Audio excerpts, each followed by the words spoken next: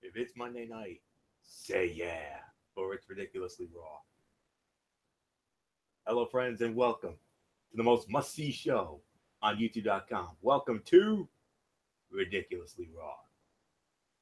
Yes, indeed, I am your ridiculously over good brother, Anthony Floyer, here with you for another edition of Ridiculously Raw as we continue on the road to the Survivor Series. Boy, oh boy.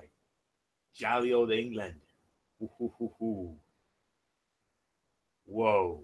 Oh, my goodness gracious. I mean, is anybody's head spinning after that insane finish? Oh my goodness, we're gonna have quite a bit to say about that, I am sure. But nonetheless, I'm joined as always by the host of the Cerebral Smack Talk, the one and only good old MF Michael Fletcher, and of course we've also got the first lady of the wrestling forum, the Twisted Angel, Edie Woodson, the phenom Michael Bullock, running late as usual. I'm sure he'll be in at some point, and when he does come in, we'll catch him up on what he missed, like we always do.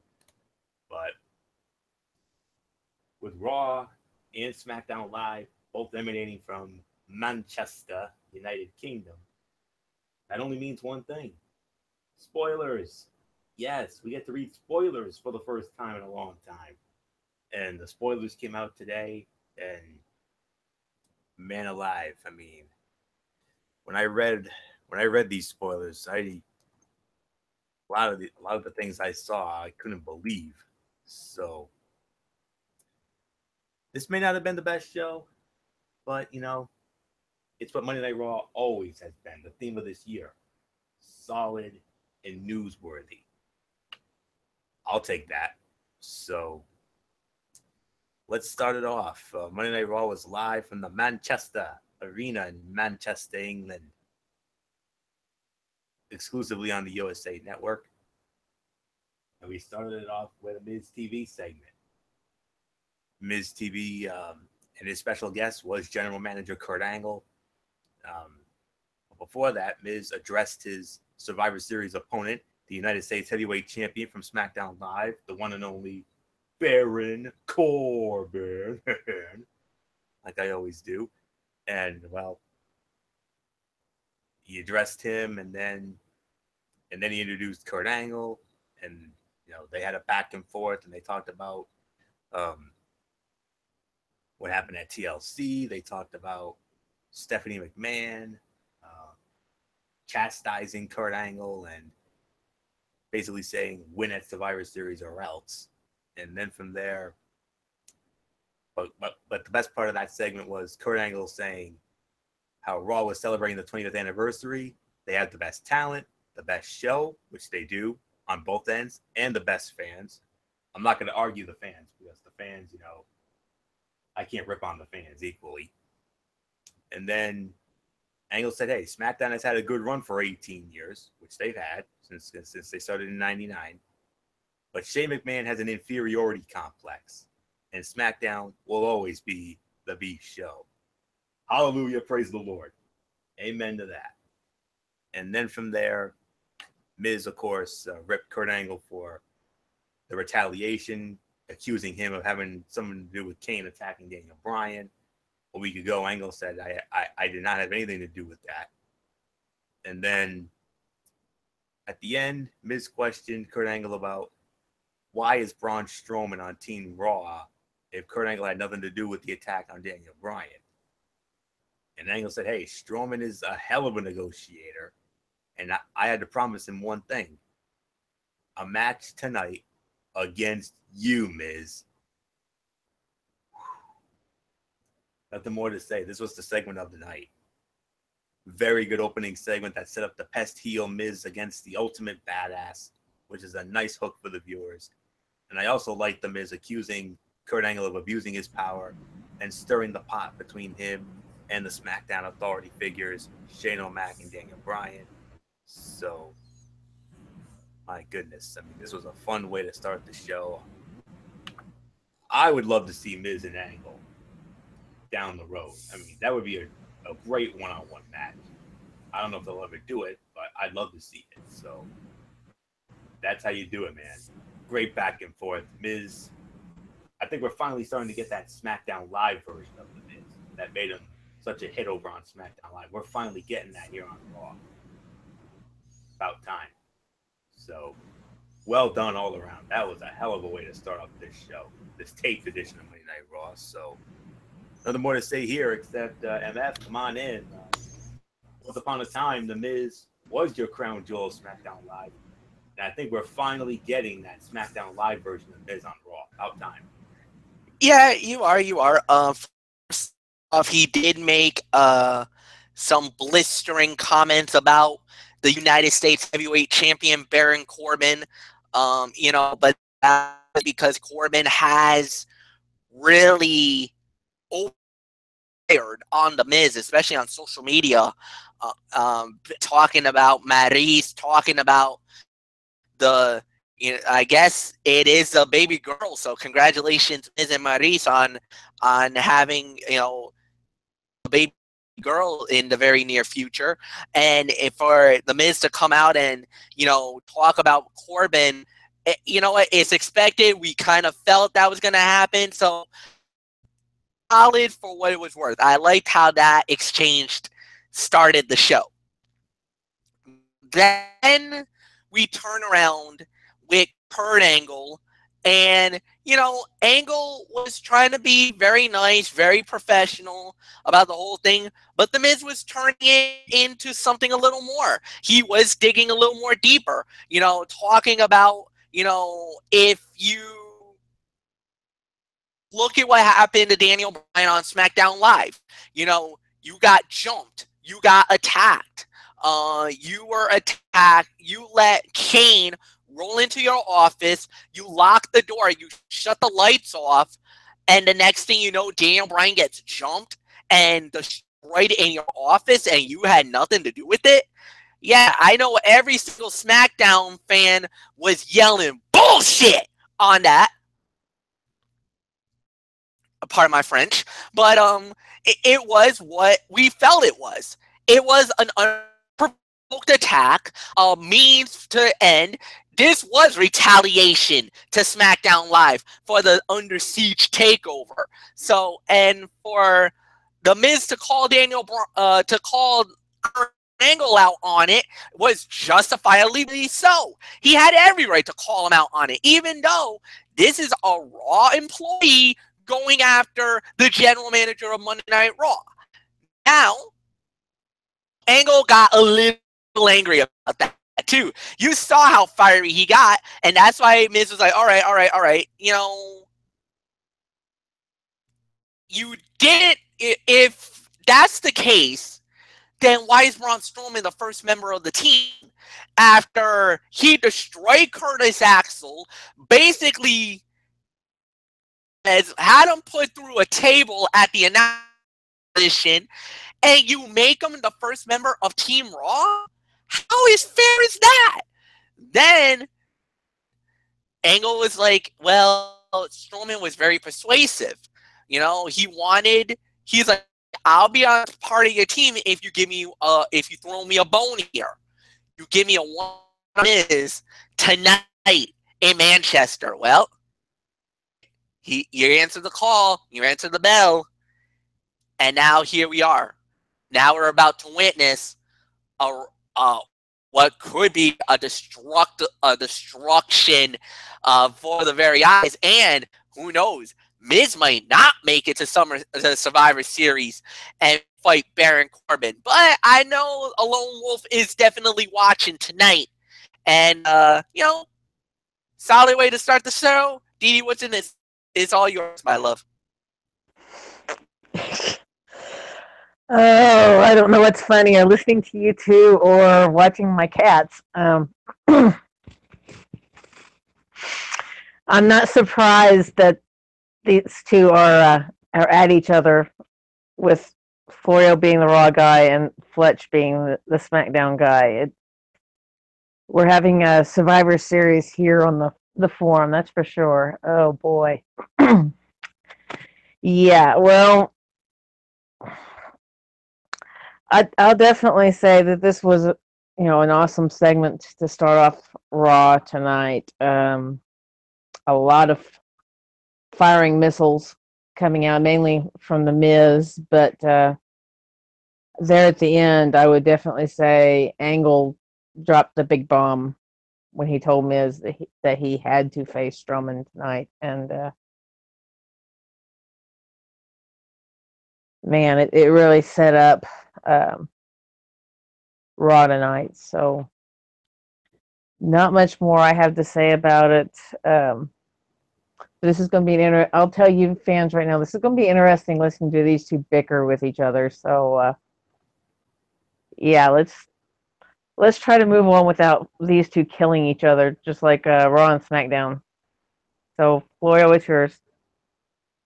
I promise you, Didi, this is all in good fun. That's all there is to it. This is just for fun and bragging rights. That's all it's for. Oh, I know, but it's gonna be funny listening to you two go at each other's throats. Okay. Yeah. I'll just leave it at that. I could have gone further, but I'm going to leave it at that. So, with that being said, let's dive in. Take a rest, you two, because we got of course our ridiculously raw tradition cutouts, and I love and respect you guys so much. I'm not even going to have either one of you dignify this first match. It was Elias Sampson and Jason Jordan in a guitar on a pole match. I am not kidding. Seriously. Did they hire Vince Russo on the creative team again? Is Vince Russo working for WWE again?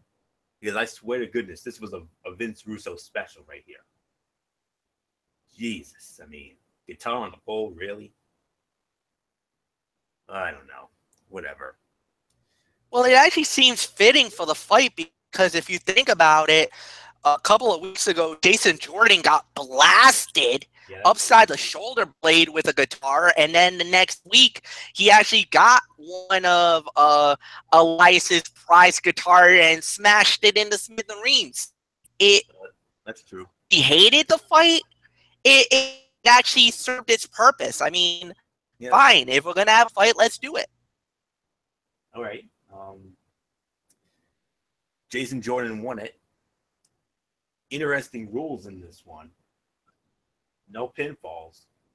First man to grab the guitar and use it wins the match. Elias technically grabbed it first, but Jason Jordan somehow managed to work over Elias enough that he picked up the guitar and nailed him across the back with it.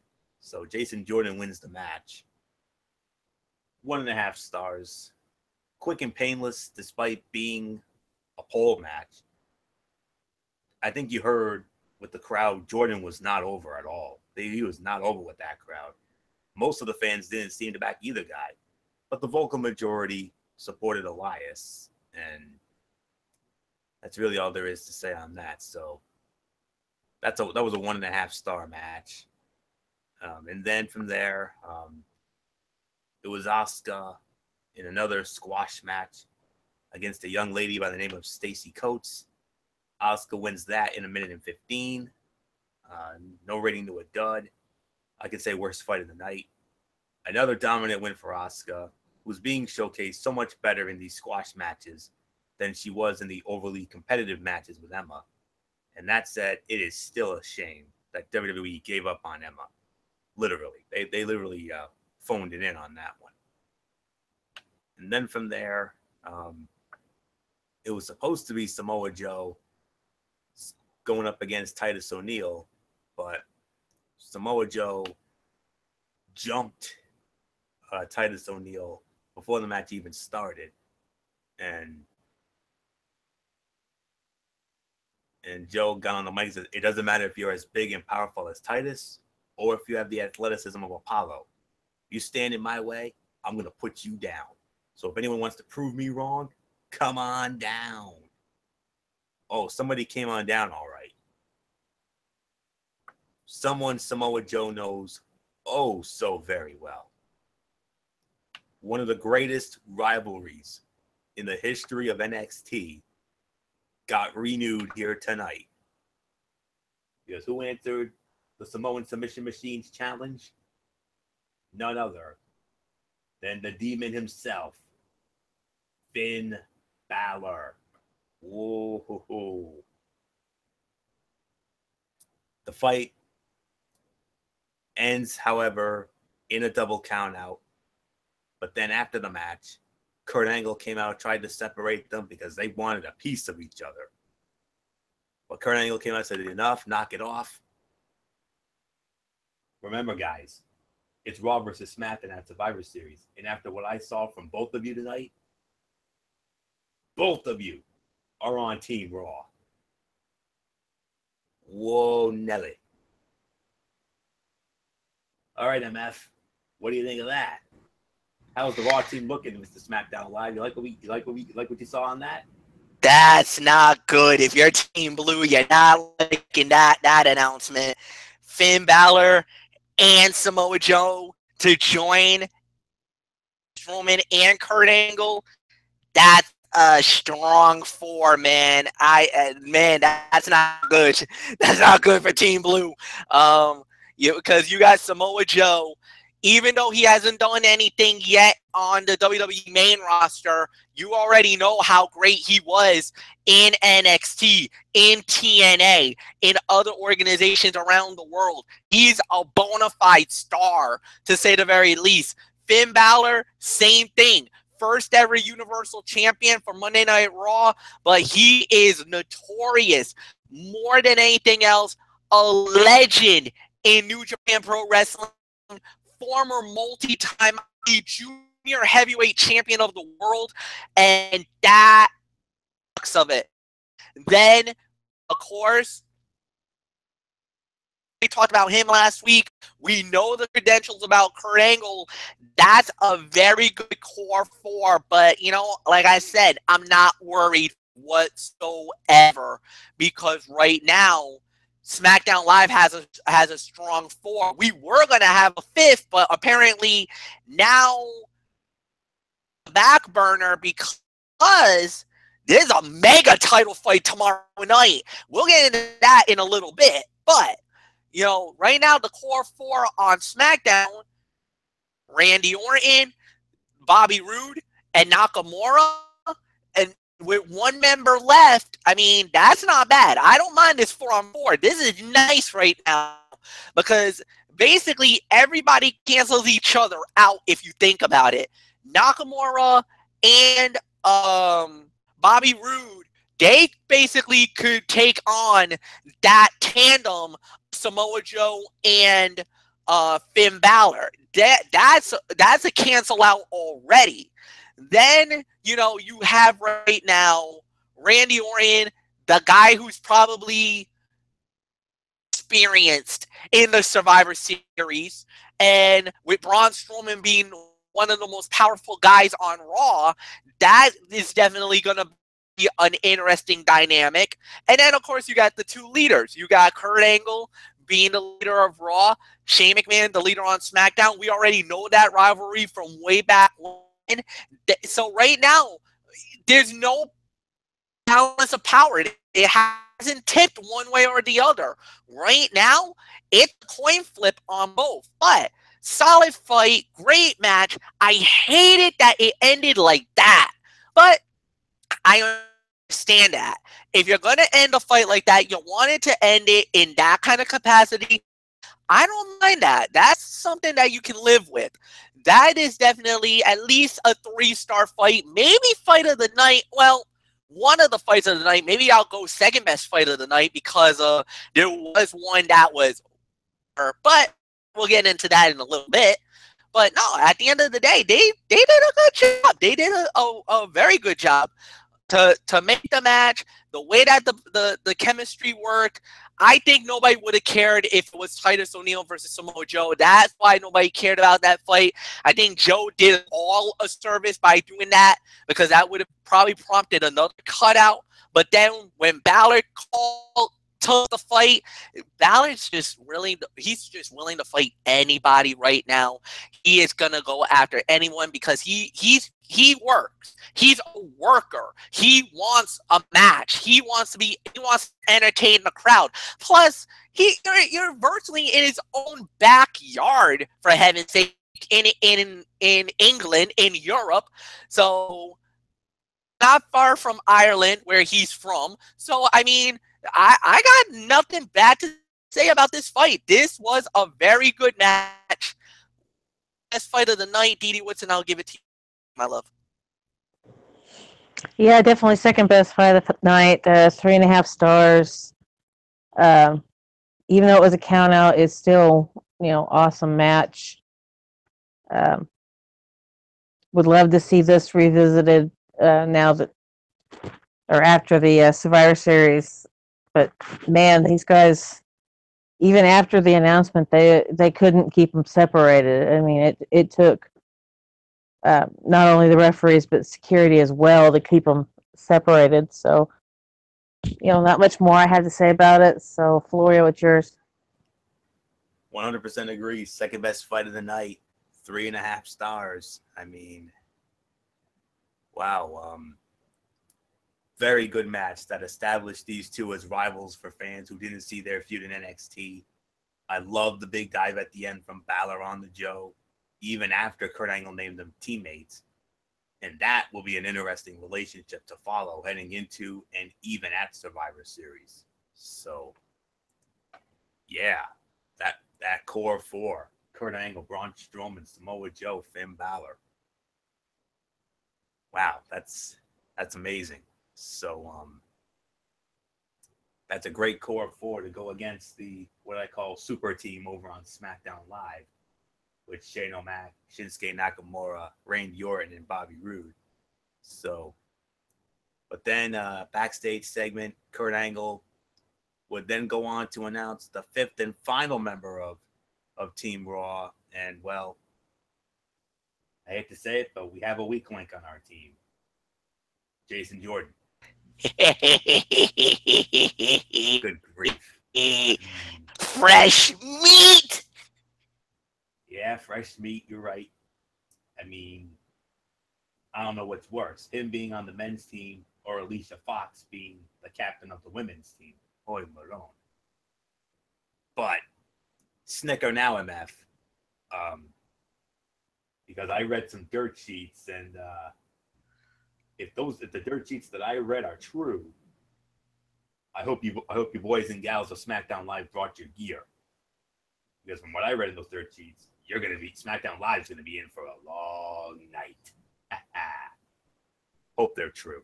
Please, Jesus, let them be true. And if it is, yes, 1,000 times yes. But nonetheless, the belief is that Jason Jordan is a replacement for Roman Reigns, who may not be ready in time for Survivor Series. It sets up an intriguing possibility with Jordan costing his storyline father's team the match and turning heel. But it doesn't seem like that's what they had in mind when they were setting up the bout.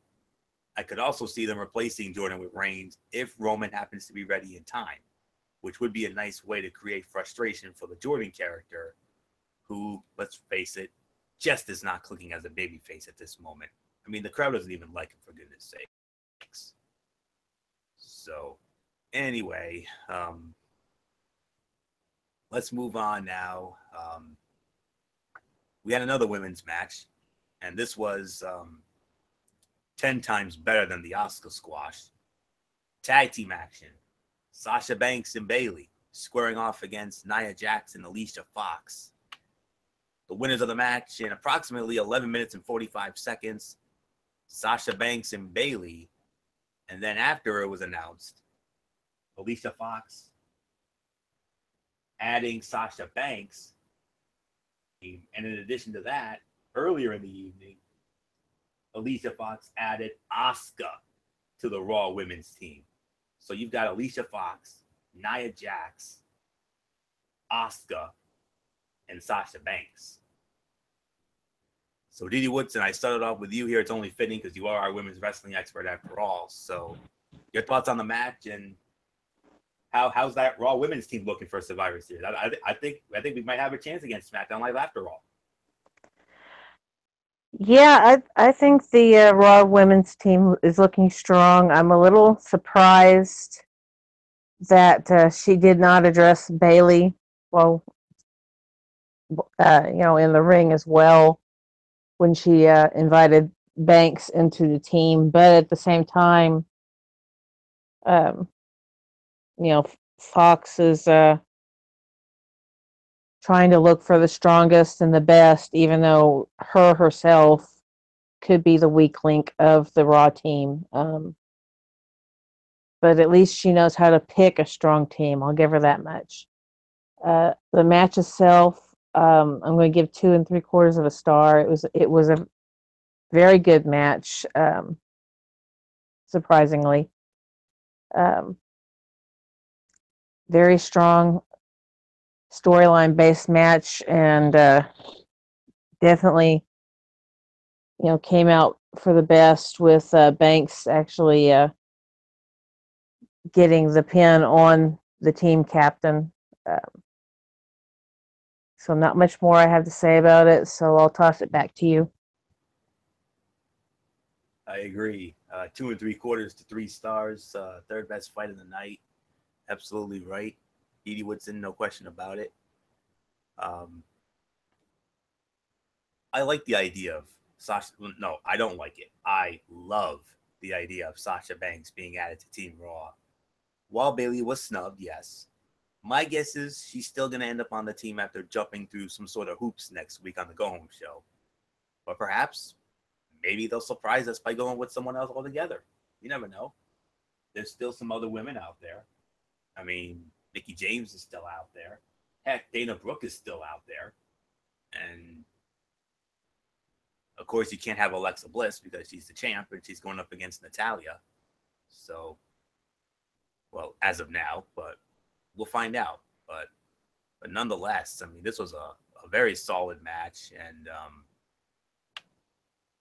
you know, the women's matches have been, you know, somewhat meh over the last couple of weeks, but at least finally we're back to normal here. We finally get a good match from the gals here. And good for me. And I mean, the SmackDown women's team, I mean, of course, you know, you got Becky Lynch, you got Charlotte Flair, you got Naomi, you got Miss Money in the Bank Carmella, and you've also got Tamina, or as our friend Luigi PS3 calls her, Tamina. I mean, I love how she does that. That's so cute when she does that. But nonetheless, Raw's countered, and boy has Raw countered. I mean, even though Alicia Fox's character is one French fry short of a Happy Meal, I mean, hey, she's putting together a solid team here. I mean, you got Nia Jax, the monster Nia Jax, who I consider the Braun Strowman of the women's division. On the other side, you've got former 4-time women's champion Sasha Banks, the boss. And then you just added the ultimate wild card to this match. The Empress of Tomorrow, the undefeated Asuka. Ooh. Maybe I was wrong about A Fox. Maybe I was wrong. Maybe we do have a chance in this after all. Nonetheless, 2 3/4 to 3 stars. Third best fight of the night. One of the better women's matches we've seen in a while. Nothing more to say here. MF, Mr. SmackDown Live. How's that Raw women's team looking now? I'm a little shocked. I cannot believe they pulled the trigger and put Asuka on the squad. I think that was the one person I did not attribute or think that they were going to do. And now that they have done it and put her on the squad, that's interesting. That's a game changer because now, like guys, this is going to be interesting. How is the big three of Becky, Charlotte, and Naomi, just them three alone, how are they going to handle Asuka? I don't think none of them has ever fought the Empress of Tomorrow. So this is going to be uncharted waters for Asuka. Into the lion's den, getting thrown into the fire with basically some of the strongest women you're ever going to have on the show. I mean, this is going to be really interesting. 2.5 to 3 stars is the overall rating, but I got to give credit where credit's due. I mean, Alicia Fox, I really thought she was going to give us a really bad roster going in, and I was relishing it. But all of a sudden, she pulled in, and I'm like, all right, Nia, that's, they needed something for her to do, because she was gone for a little bit, so fine. That's gonna be fine. But then they throw Sasha and Asuka in, and now my ears perked up. And but I will say this. I'm gonna openly admit it. I was overly confident with the 5 that was going in. Now there's a little bit of some trepidation. Not a lot, just a little, because as been before, she knows what the war is gonna be like. Asuka is a wild card, and she is dangerous, man. I mean, she is definitely gonna be flat out ready for war. And 5-on-5 squad, let's see how that plays out. Nia's a monster. We already know that. We established that. And as Alicia Fox can keep her cool in this fight and not lose it, I'm going to say it. Raw has a puncher's chance. Now, obviously, I'm not going to say they're going to win it, because I want SmackDown to rebound and get the victory. That's because if you remember last year in the women's fight, SmackDown Live lost to Raw. There was a little bit of a mini meltdown at the end, and it cost us big. So hopefully we'll be able to rebound, get the victory. But let me tell you, that 5th and final member is going to be very telling, because if they get another veteran like Mickie James in there, nice pickup. I don't believe it will be Dana Brooke. Even though I would love to see Dana get it, I don't think she's going to get it. I think it's literally down between, I'm going to say this, I think it's either going to be Mickie James or Bayley to get the final spot. If for some weird reason, so loses the belt, because there's only one more Raw before Survivor Series. If for some odd reason, it can happen. We just saw it tonight. If for some reason that some way, somehow lose the belt between now and Survivor Series, she could be in a conversation to be the 15 member. And who knows how that will play out. Because she's all about, I'm the top girl. I'm the quote-unquote, the name I'm not going to say because I don't want to end up in the woodshed of Didi Woodson tonight. But if she's that, lose the belt before Survivor Series? I don't know. But we'll wait and see. But I think it's between Bayley and Mickie for the final spot. Where for SmackDown, we're set. We got our 5 already. The only way wrong is either A, Natalya loses the belt, B, an injury occurs between Survivor Series, and God, I hope there is no injuries on the SmackDown side, because we have a really good team on our side. It's not the most deepest team, but I will tell you, we got a very good collection of talent. Like I said, we got a core going in. 3 mega superstars, a Money in the Bank, and an enforcer on our team. So we are good, at least on our end. We got 3 mega stars, one that I consider our enforcer, and then, yes, I will openly admit it, Carmel is probably the weak link of the group, but time that we have it, she is better than any of the alternatives we have. Now, if Nikki Bella was still on SmackDown and if she would have been available for Team SmackDown, I would trade Carmella for Nikki and put her. That we have a core 4, then Raw, you don't stand a chance in hell. I don't give a damn who you have on your roster. You're not going through that brick wall. With that said, Florio, it's yours. I'm not sure if they're going to get Nikki Bella, MF. I mean, I know you would love to have the future Mrs. John Cena in there, but remember, she's coming off a long stint on Dancing with the Stars. Let's remember that.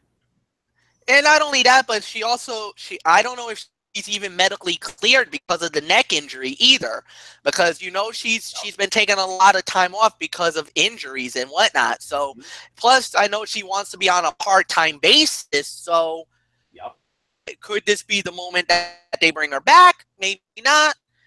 I would love to see her on our team, but like I said, that's just me wishful thinking. Big time wishful thinking. That's all there is to it. So, but you never know. We'll see. But I think that team's going to stand out. I don't see any changes unless something out of the ordinary happens, like you said. So, nonetheless, let's move on to our next match. It was Intercontinental Heavyweight Champion The Miz squaring off against the monster among men, Braun Strowman. Raw. Non-title, by the way. Fight ends in a disqualification in 5 minutes and 10 seconds. Strowman wins it after outside interference from Kane. I can only give this 2 stars. When Strowman power slammed Kane with ease, I had flashbacks to Kane beating Finn Balor decisively and wondered why they bothered. Fortunately, Kane sat up from the slam. I still don't think Kane needed to go over Balor or bury Balor, but I like what they did here with Kane sitting up and then landing on his feet when he was clotheslined to ringside. In other words, nothing was settled between the two. And meanwhile, Miz took a beating without even being pinned. Will Strowman get involved in the main event since his character had issues with the other team members, the Bar? Because our main event was the Bar challenging Seth Rollins and Dean Ambrose for the Raw Tag Team Championship. Oh, believe me, we're going to have quite a bit to say about that craziness. But nonetheless, it's a 2-star match. I'm going to leave it up to you two. If you want to get into it, we can. Or if you want to consider this a cutout, we can. It's up to you guys. If you want to get into it, by all means. MF, Didi, what do you say?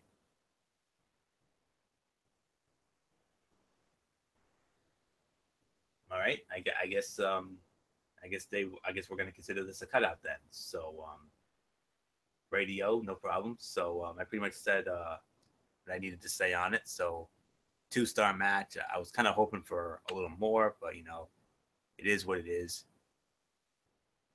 Then from there, we had the Cruiserweight champion Enzo Amore, running his mouth, doing his whole shtick. We thought he was gonna be it was gonna be something with Kalisto, because we know Enzo's gonna defend the Cruiserweight Championship against Kalisto at the Survivor Series in a match that I honestly don't think should be on the card, honestly, because you're building Survivor Series as Raw versus SmackDown. Honestly, that should be on the kickoff show more than anything else, if I'm going to be real honest with you. But then from there, Kalisto came down, but then Kurt Angle came out and made a huge announcement. With Raw being in the UK, it was going to be the Cruiserweight versus the Bruiserweight. Yes, that means only one thing. Enzo's opponent tonight, none other than WWE United Kingdom champion, the Bruiserweight, Pete Dunn. Yes, Pete Dunn. And Pete Dunn would go on to beat Enzo Amore in 3 minutes and 40 seconds. Now, I know this is probably considered a cutout, but MF, I mean, the Bruiserweight on Monday Night Raw against Enzo Amore and basically beats the snot out of him in 3.5 minutes and change. Yeah, but you also have to remember, Florio, what happened during the fight. Enzo tried to cheat. Kalisto tried to get the attention of the referee, and then the next thing you know, like you would say infamously, like Jesse Devi Ventura, wham! Basically, Pete Dunne with a forearm shiver, and then got him maneuver 1, 2, 3, and the Bruiserweight wins the United Kingdom champion on Monday Night Raw. And I'll say this, guys, if you have never seen Pete Dunne in the ring, I've seen a lot of his YouTube videos. I know he's part of the ICW. He's been on What Culture Championship Wrestling, which is based in England as well. This guy is without a doubt best. He is one of the best in the UK. Had an impressive run in the UK tournament that went down about a year ago, and now he's the United Kingdom champion, and he's been a great representation of the UK as the champion as well. So if you loved what you saw Pete Dunne, you'll get to see him at least one more time tomorrow night on 205 Live, because they're going to have a showcase of the United Kingdom talent over there. So get ready, UK. You get to see them one more time in Manchester. But without a doubt, very impressive run and a very impressive performance. And one thing I needed to address, the style of his wrestling is very reminiscent of the style of wrestling you see in Europe. That is that in your face, ground and pound, brutal mantra. And there's different styles. In Mexico, there's the lucha libre style, the high flying, the aerial acrobatics. In Canada, it's really the mat wrestling, the heart dungeon style, where it's a lot more submissions. It's a lot more basically ground type wrestling, mathematicians like what Anthony loves, Chris Benoit, Chris Jericho, Bret the Hitman Hart, that style of wrestling. Where in Japan, it's strong style, the Nakamura's. Basically, you see him, they have this attack style where it's really more in your face and whatnot, where in England or in the UK, their style is barroom style. Their barroom brawl, in your face, punches to the face, kicks to, knees to the gut, basically break you down, break your ribs, tough guy style. Yeah. My style of type of wrestling, I like that in your face, barroom brawl style. That's what Fit Finley was. That's what William Regal is. Those are that style of wrestling that you see, and you don't get to see that very often. And I'm so glad you got to see it here tonight. And what a great representation of the United Kingdom than the champion Pete Dunne, the king of the Bruiserweight.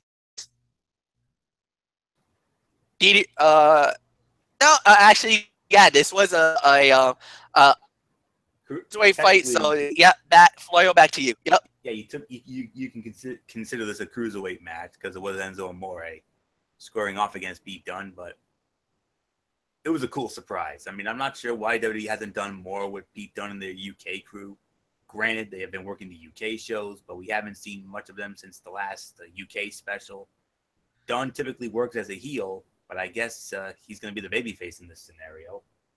I mean, you talk about Pete Dunne. I mean, who will ever forget that 5-star classic he had with Tyler Bate back at TakeOver Chicago when Pete Dunne won the UK championship? I mean, bona fide match of the year candidate right there. And, with him being a heel, I mean, am I the only one who was kind of hoping to see Pete Dunne, just basically waylay Kalisto? But even so, it was cool to see Pete Dunne on Raw where the guy belongs.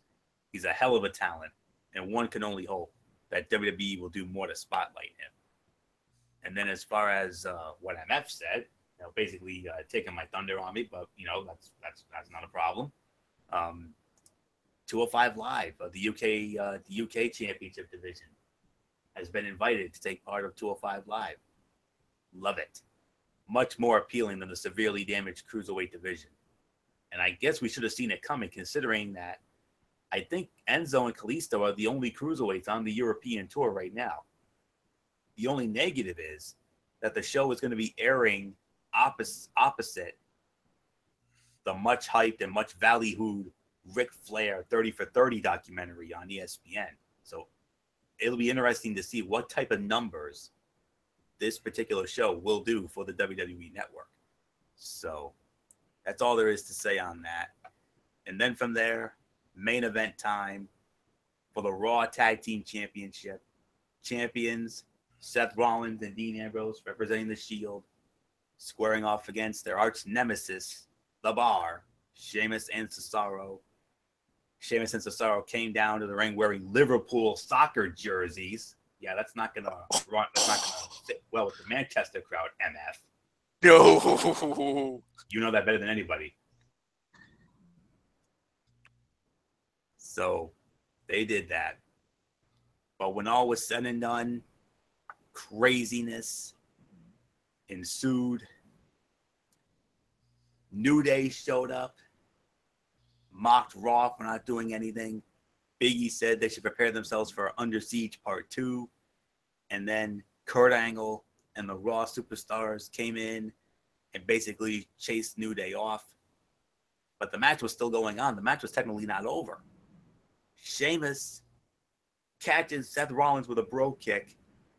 And in 18 minutes and 50 seconds, the winners of the match, and once again, the new Raw Tag Team Champions, The Bar. The Bar gets it done. Oh my goodness gracious. I had MF lead off on the Pete Dunn situation, so Didi Woodson, whoa, what a main event and what a finish. Yeah, wow. I don't know if you want to say this is a controversial finish because of the New Day or what, but it was definitely one heck of a match. I'm going to give it 4 stars.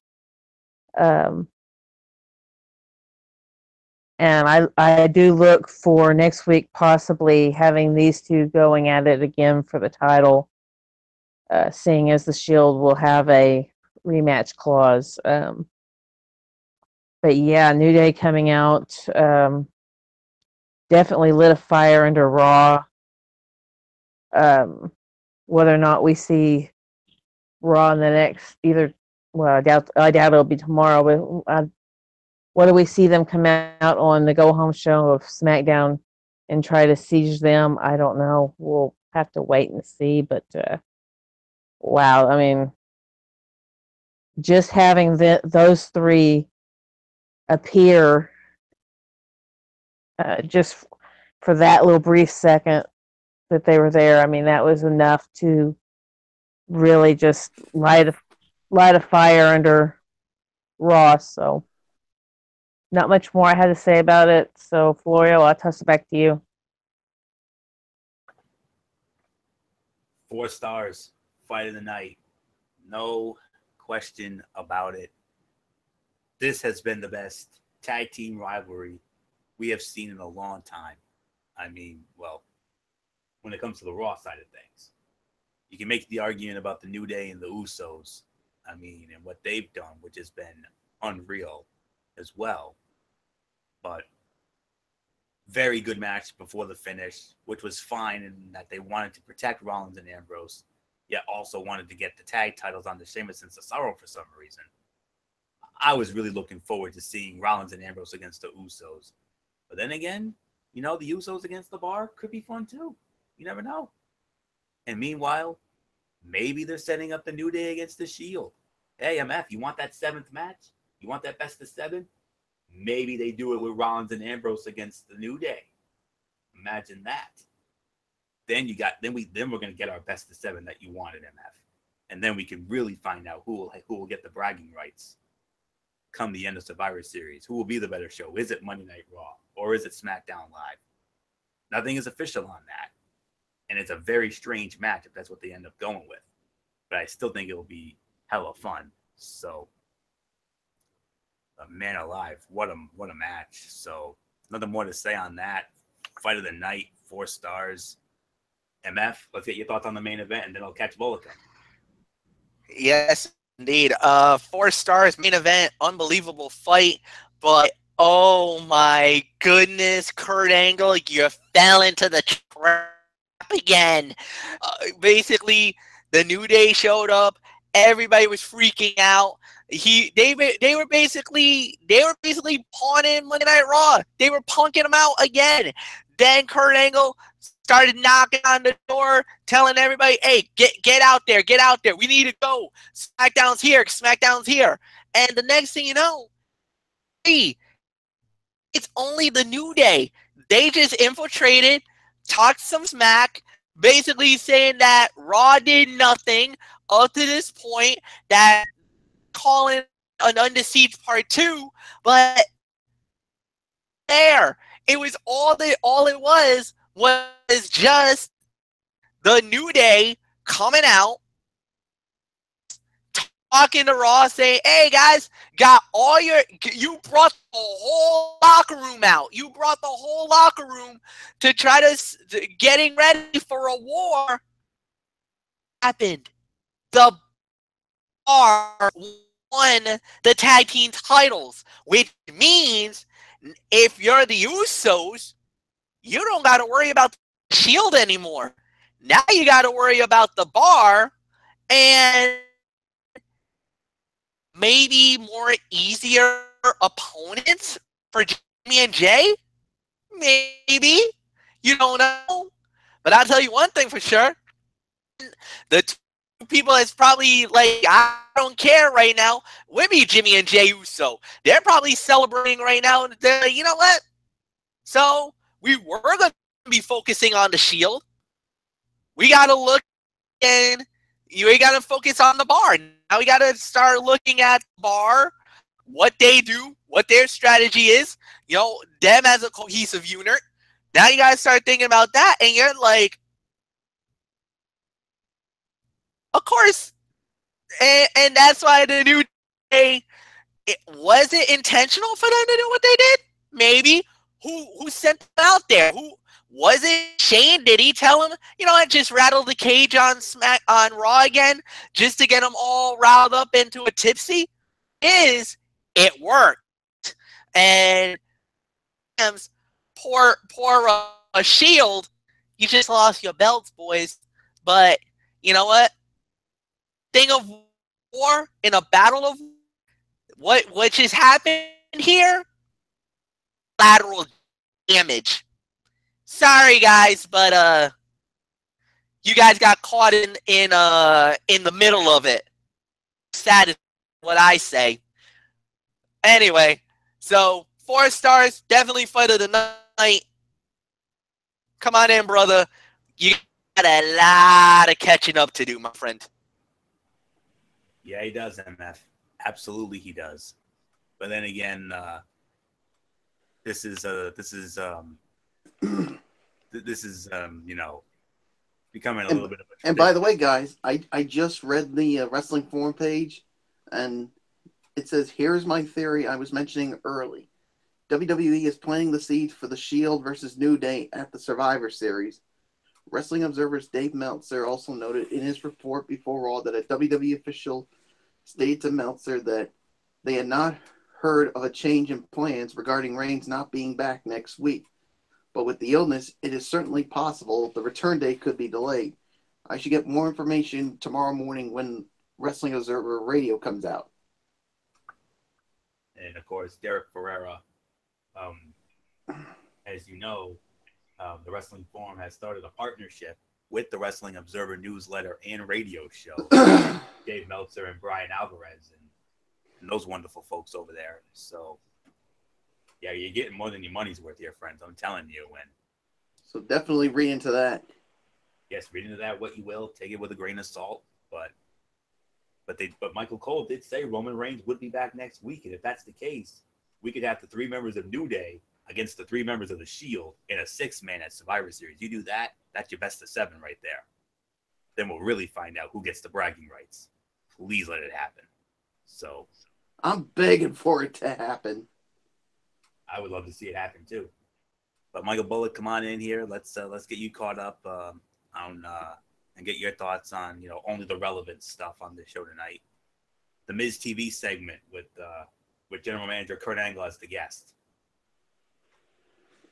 Yeah, I mean, I thought it was a good segment. I mean, basically, the Miz was basically trying to get answers from Kurt Angle on did him and Stephanie play a role in Kane basically taking out Daniel Bryan. And he said no, but obviously the Miz wasn't buying into it. So Kurt Angle, well, he had enough of Miz's garbage. So he said, you know what? I'm going to put you in a match tonight. And who was the matchup against tonight? Roar! Braun Strowman. So good start to the show. And all I can say is there's not a better man to shut that mouth of the Miz than Braun Strowman. Our man. Yeah. Yeah. You want to run your mouth like crazy, Miz? You're going to pay for it. Yeah, that's pest heel Miz right there. But nonetheless, Jason Jordan beat Elias in that guitar on a pole match. I'm not going to have you dignify that. Don't even get me going on that freaking nonsense. And then Asuka with a squash, minute 15 seconds over a young lady named Stacy Coates. O'Neal, but Joe took Titus O'Neal out, basically issued an open challenge.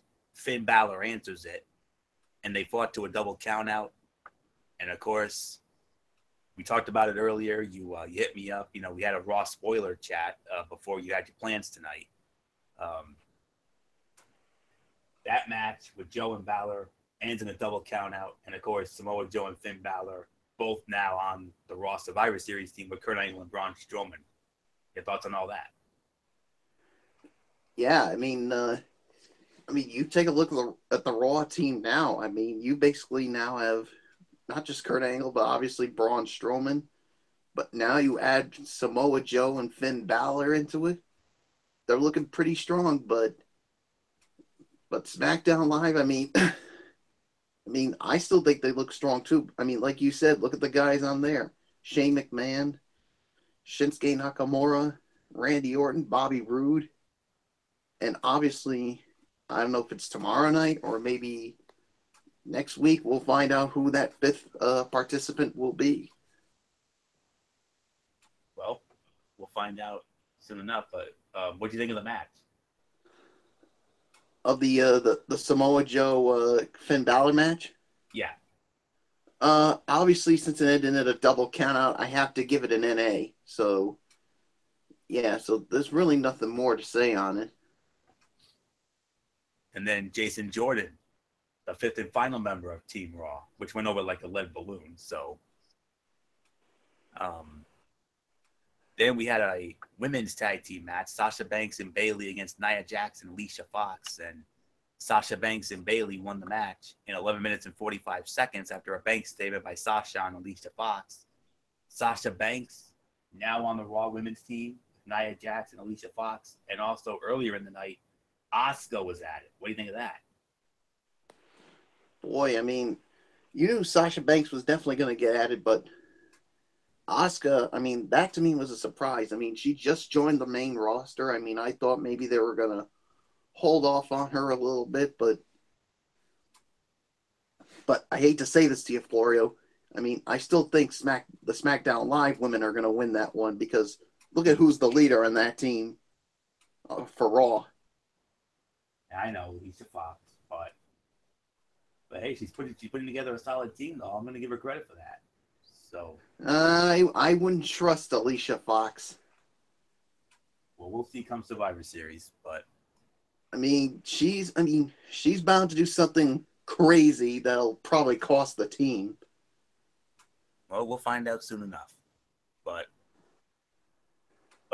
what do you think of the match itself with Banks and Bailey against Nia and Alicia? The match. Yeah, 2.5 stars. I'm gonna give it. I mean, a nice solid match. I mean, obviously, a nice way for Sasha Banks to obviously win her way to the team. So yeah, so there's really nothing more to say. So let's just move on. And then it was the match with the Miz and Braun Strowman. Strowman won by disqualification in 5 minutes and 10 seconds. MF and Didi didn't really get into it. I guess they considered it a cutout, but if you want to get into it, you can. If you want to cut it off. I'm not even going to dignify it. Okay. All right. And then Enzo Amore, Cruiserweight Champion, running his mouth. And then Kalisto showed up. And then Kurt Angle made a huge announcement. The UK Champion, Pete Dunne, was going to face Enzo Amore. And Pete Dunne won the match in 3 minutes and 40 seconds. You ever thought on that? Obviously, it's a cutout, but I mean, who saw this coming? Pete Dunne coming to Monday Night Raw. I mean, obviously, since it was in the UK, but I never would have thought he would show up on the show. So, yeah, and I there's a reason why he's called the Bruiserweight. You don't want to mess with this guy right here. And let's just say Enzo Amore, Pete Dunne just made you SAWFT soft. Amen to that. And then from there, it was announced that the UK division is gonna be on 205 Live tomorrow night. So that'll be very interesting to see how that turns out. Yeah, you wonder if we're gonna see Pete Dunne there tomorrow night. I'm pretty sure you will. And then from there, and then the main event, Raw Tag Team Championship on the line. Seth Rollins and Dean Ambrose against Sheamus and Cesaro. Winners and new Tag Team Champions, Sheamus and Cesaro. 18 minutes and 50 seconds. We already gave our thoughts on it. Now let's get your thoughts on it, Bullet. Obviously, fight of the night here. Yeah, fight of the night, 4 stars. And I mean, I didn't think that WWE was going to pull the trigger on this, but somehow they did. And yeah, I'm a little disappointed since obviously the match I was hoping for, Seth Rollins and Dean Ambrose against the Usos, I was really hoping for that, but like you said, according to those reports, it looks like they have something better, especially after what we saw, what the New Day did when they showed up. So maybe a New Day Shield match could go down at the Survivor Series. I don't know. We'll definitely have to wait and see. So a great main event. So, but who knows? Maybe the bar against the Usos could be something good. We'll just have to wait and see. So 4 stars in the main event. So let's get on to the overall thoughts on this edition of Monday Night Raw from the UK. Yeah, and if you remember, last year in that Tag Team Survivor Series match, correct me if I'm wrong, but wasn't the Bar and the Usos the final 2 in that match? Yeah, I think I remember that. And didn't they give us a hell of an ending too? Yeah. So if they can give us, and I think, and what wasn't it Sheamus and Cesaro that went over? You know it. So yeah, well. Yeah, so I'm pretty sure the Usos haven't forgotten about that. No, indeed not. I would imagine not. But nonetheless, overall review of Monday Night Raw, I'll say it. Quality show. In that they didn't just phone it in with a half-assed show while in England. It was newsworthy, thanks to the tag team title change. And they delivered some good matches. And a fun surprise with Pete Dunne appearing on the show. I mean, man alive. I mean, yeah, that unbelievable main event. I mean, those 4 just continue to work so well together. And they had another very good match. Compared to the matches they had at SummerSlam and No Mercy and this, even if the finish came off a bit flat due to the long delay, I'm actually gonna approve the title change. I'll say, okay, I'll go with the title change. I'll see what happens. It mixes things up prior to Survivor Series. If Roman is back in time, you could easily also add New Day and the Shield to Survivor Series, which would likely be a ton of fun. And it gives what MF wants. It gives MF what he wants. MF wants to see a best of 7 series with Raw and SmackDown at Survivor Series. You book that match, you got it. So, but nonetheless, I got to give this maybe a solid 7 out of 10. I mean, that main event, throwing Joe and Balor, despite what Michael Bullock said about it being in NA, it was still a damn good match. Solid women's match. A surprise of Pete Dunn. Very good Miz TV segment. And the theme of 2017 was Monday Night Raw. Solid and newsworthy with all the surprises, and the card for Survivor Series looking very promising. I mean, the 19th cannot get here fast enough. I mean, we obviously cannot wait for us to get down to Houston, the Toyota Center, for this epic event. As of now, you got Brock Lesnar against Jinder Mahal, but that could change if AJ Styles wins the WWE Championship for a second time tomorrow night. Then you'll have Lesnar against Styles. Ooh, lordy. And then you got The Miz against Baron Corbin in the battle of the secondary championships. The women's champions, Alexa Bliss against Natalya. Now we've got Sheamus and Cesaro against the Usos instead of Rollins and Ambrose. Enzo and Kalisto for the Cruiserweight Championship. That's the only real blemish to this. The women's Survivor Series match, Alicia Fox, Nia Jax, Sasha, and Asuka against Becky, Carmella, Tamina, Charlotte, and Naomi. And then the men's Survivor match, Kurt Angle, Braun Strowman, Finn Balor, Samoa Joe, and Jason Jordan against Shane O'Mac, Randy Orton, Shinsuke Nakamura, Bobby Roode. And that's all there is to it. And next week on Monday Night Raw, they said Roman Reigns will be there. We're not sure about that. But we do know the Universal Champion will be there, Brock Lesnar and Paul Heyman. So we'll see what they have in store for the Beast next week. So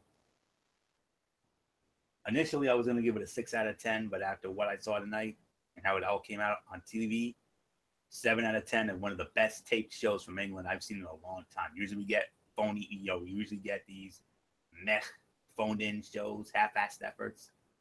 Oh, no. They brought it tonight. Well done. Solid 7 out of 10. MF, your thoughts on this taped edition of Monday Night Raw? One of the best ones I've seen in a long time. 7 out of 10. I'll give you the benefit of the doubt on that. And yeah, a lot of talk, a lot of things that needed to be done for Survivor Series. They did tonight. Well done, guys. They really pushed the envelope here tonight. They really brought everything together. And what really made the show even more better, or what made it effective, was just the mere fact of all of the history that was made, the crowning of the new Raw Tag Team Champions. But once again, SmackDown Live gets in the head of Kurt Angle. Angle thinking that SmackDown was going to attack. They don't. It's only just the New Day there just to cause a little trouble. And what happens next is that, like I said, the Shield becomes collateral damage. And more importantly, the crowning of a new champion. But Raw's now got a really strong men's squad. You know, Joe, Strowman, and Angle. Then the women is looking really strong now. Sasha, Nia Jax, Asuka, and Alicia Fox. Now you also got some other things going on. A switch at the tag team title fight. It's now Shield out, Bar in. They go up against the Uso brothers. Now it's basically what is going to be the ramifications. What's the fallout? The Bruiserweight and the UK crew, they're in the Cruiserweight division. What are they going to bring to the table now? Even though for 205 Live, that special show, What we gonna see there? Is Raw even gonna retaliate on SmackDown? Everybody's waiting for it. Is it gonna happen tomorrow? We'll wait and see. What the case may be is right now, SmackDown Live is getting in the head of Monday Night Raw. And right now, 2 times already now, Angle on the first one, SmackDown embarrassed them. This time around, Raw was preparing for another Under Siege. Fun of them. 2 weeks, I think Corey Graves said it best. 2 times already, Raw has egg on their faces going into Survivor Series. And I'll give credit due. Raw was prepared. They were ready for a fight. It's just that we weren't ready for a fight. Like the old saying, you want to go? Really want to do this? Survivor Series start early? Nah. We'll see you in 2 weeks. Definitely a great show. 7 out of 10. Michael Bullock, I'll give it to you, brother. Nah. Yeah, 7. Nah. You kidding me? Go ahead, boy. Huh? Had to get that off my chest. Yeah, 7 out of 10. And Monday Night Raw once again with egg on their face because they were expecting another Under Siege, but SmackDown Live outsmarted Monday Night Raw again, which is why they are the A show and Monday Night Raw is the B show. Right, Fletch? Isn't that right, Fletcher? That's why. Will everything go as planned come Sunday? We're just gonna have to wait and see. Tomorrow night on SmackDown, AJ Styles, Jinder Mahal for the WWE Championship. Could we get that matchup that we all want to see? Brock Lesnar and AJ Styles? I certainly want to see it. Florio wants to see it. Hell, Fletcher wants to see it. Everybody wants to see it, for goodness sakes. Better than Brock Lesnar and Jinder Mahal. And don't get me going on that whole Becky Lynch and James Ellsworth thing, or I will freaking flip my lid on that one. So yeah. Definitely a good show tonight. And I agree. This was definitely one of the best tape shows I have seen in a long time when it comes to the to the tape shows in the UK. So yeah, 7 out of 10. Great show tonight.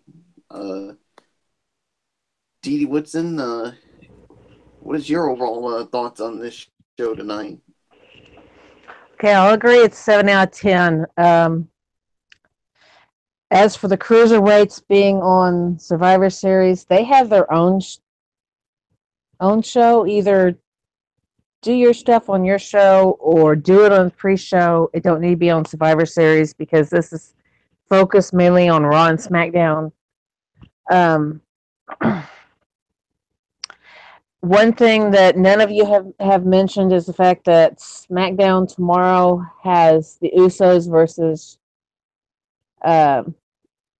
Shelton Benjamin and Chad Gable. So there is still a chance that even on the SmackDown side, we could have a change of teams. So it may not even be the Bar versus the Usos. It could be the Bar versus Gable and Shelton Benjamin. So we'll have to wait and see on that one.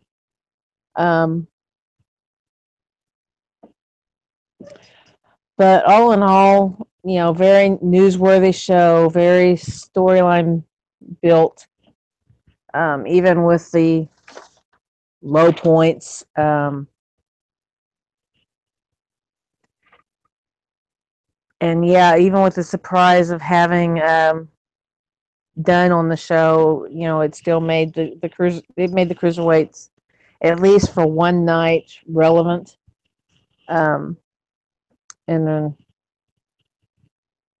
I'm sure we'll go back to the unrelevant stuff after they're done in England. But yeah, just a lot going on here. The biggest thing, though, is finding out who the last one on the Raw Women's is, who they end up putting on that team. Because we all know Alicia Fox is the weak link on Raw. As far as SmackDown, I definitely agree. Carmella is the weak link there. But at the same time, you got to think she's going to have Ellsworth out there too. So that adds an extra element to the match. So we'll just kind of have to wait and see how that comes out. But enough said. I'm out of here. See you guys tomorrow night. Bye. All right, Dee, we'll see you tomorrow night for the Cerebral Smack Talk. What should be an interesting Cerebral Smack Talk. That's all I can say on that. So, all right. Let's get into my Tony's take here. 205 Live, which went down last Tuesday, Halloween. Which was an interesting. We had 3 matches on the card, and they promoted one in advance, which was a Fright Night Fatal 4-Way match. So I'll get into that in just a moment. But yeah,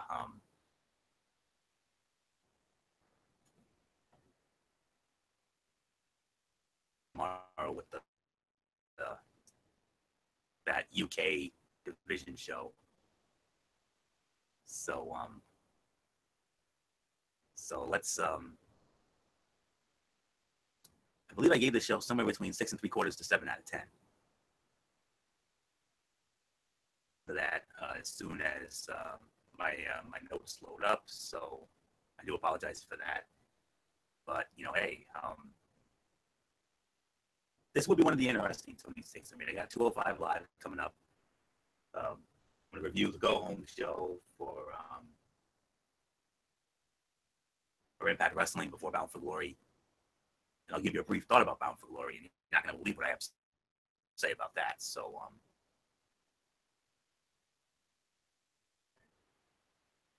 but nonetheless, my notes are not responding. So, yeah, so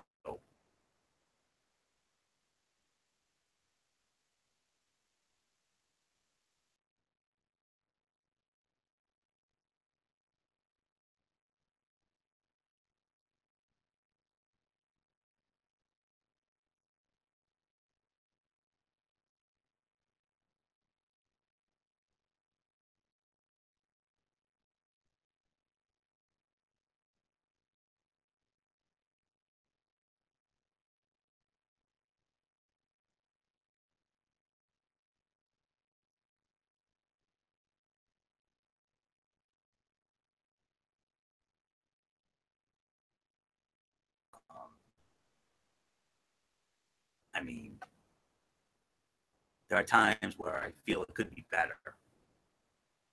But this was not one of those times. I felt this was a solid show, to say the very least. And see if we can finally get this thing going here. Come on.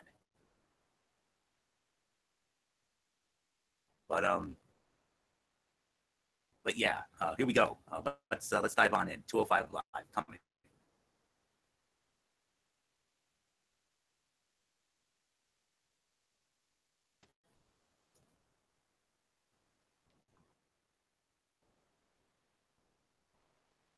All right, we might be fun. We might finally have this thing up and running here. Okay, here we go.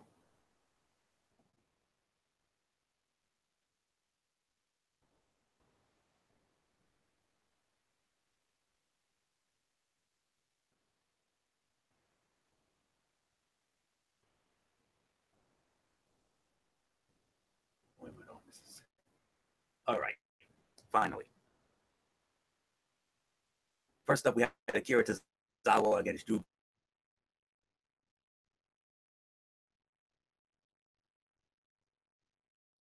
Gulak. I'm rating for this was 2 3/4 stars. This was the second best fight of the night for me.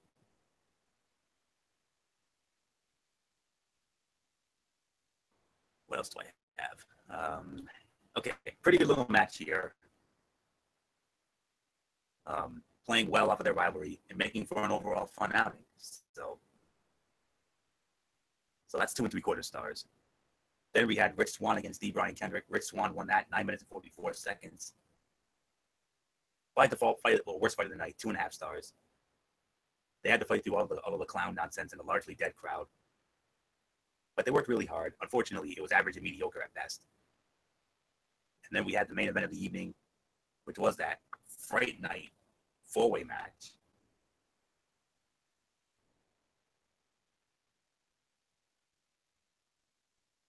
Real quick.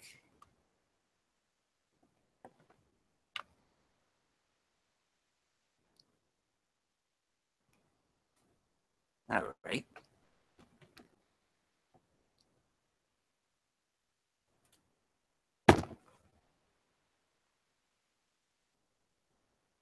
Okay.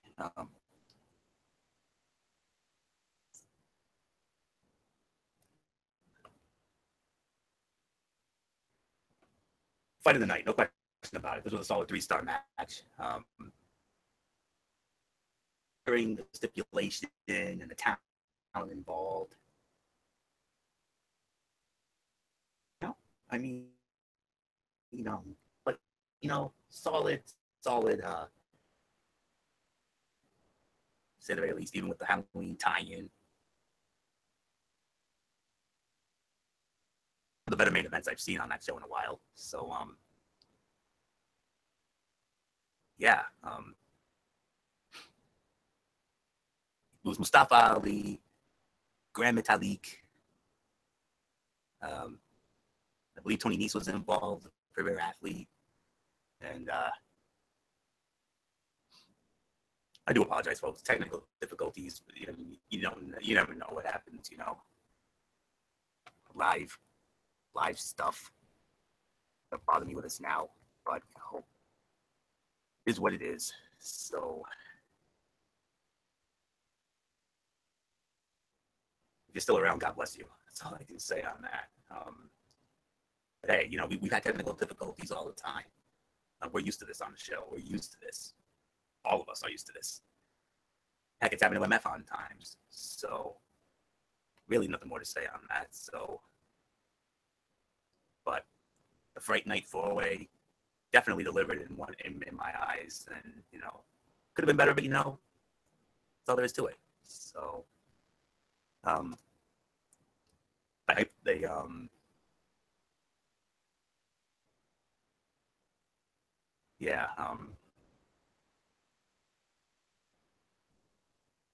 lost my notes on it, so I'm just gonna wing it. 3 stars, fight of the night. The show was 6 3/4 to 7 out of 10. We're not wasting any more time with this nonsense. Let's just get into Impact Wrestling, the show for Bound for Glory, Go Home show.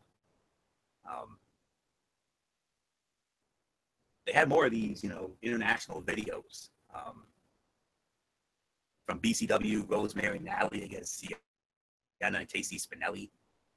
Rosemary and Allie won the match in 6.5 minutes. 2 3/4 stars. Pretty good match overall. But Allie pinning the champion to get some momentum ahead of Bound for Glory. So, good stuff. Well, we go from good stuff to not so good stuff.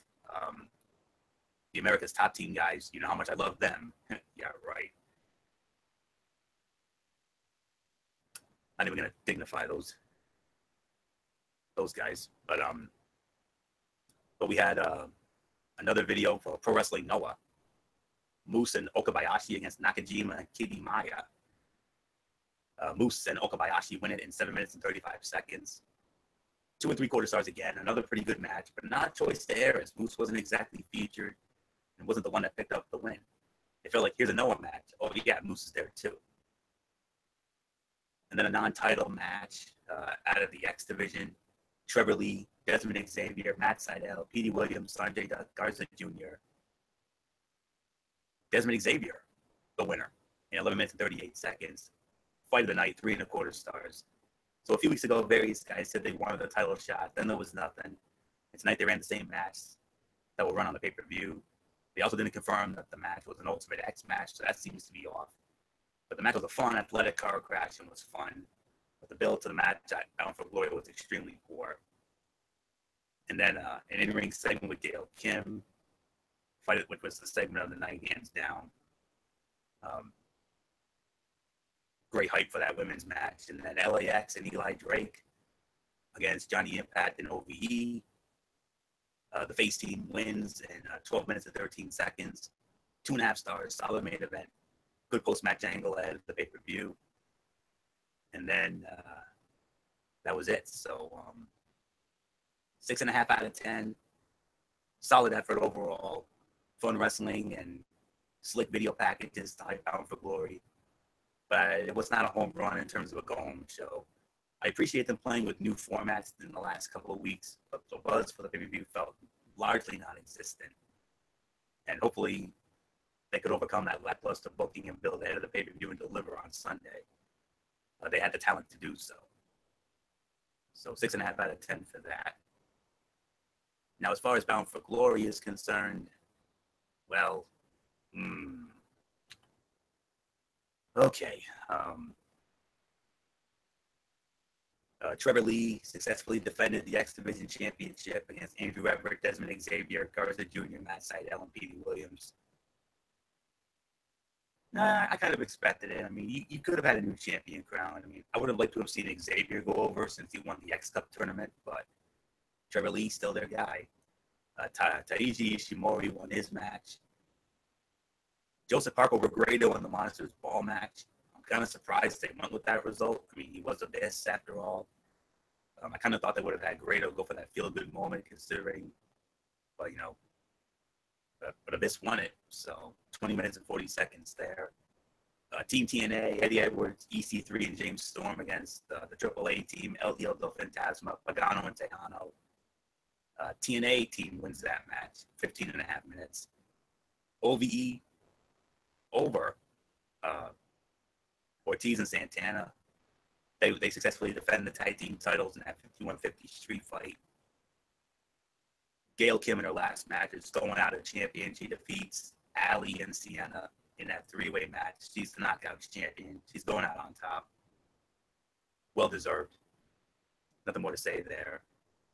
Bobby Lashley and King Mo over Moose and Stephen Bonner in that six-sided steel cage match. Not surprised there, especially with those top team guys. But the big surprise was the main event for the Global Championship. They made it a hardcore match with Eli Drake and Johnny Impact. And the big surprise, Eli Drake successfully defending the title. I honestly thought Impact was going to win the belt, honestly, but that didn't happen. So, yeah, but from the reviews I read, I even read one guy who gave it. I mean, a lot of the writers gave it like 3 out of 10. That this was such a bad show. My goodness. But getting back to the 205 Live, Mustafa Ali, Graham Metalik, Arya Davari, Tony Nese. It was Mustafa Ali who won the match, 3-star match, like I said. Finally got my notes up here. Praise God. I'm usually not a big fan of those holiday-themed gimmick matches. I feel that the 4 guys could have had a really great match without it. But I'll give them credit. They took something I absolutely no love for, and they made it fun. Good match.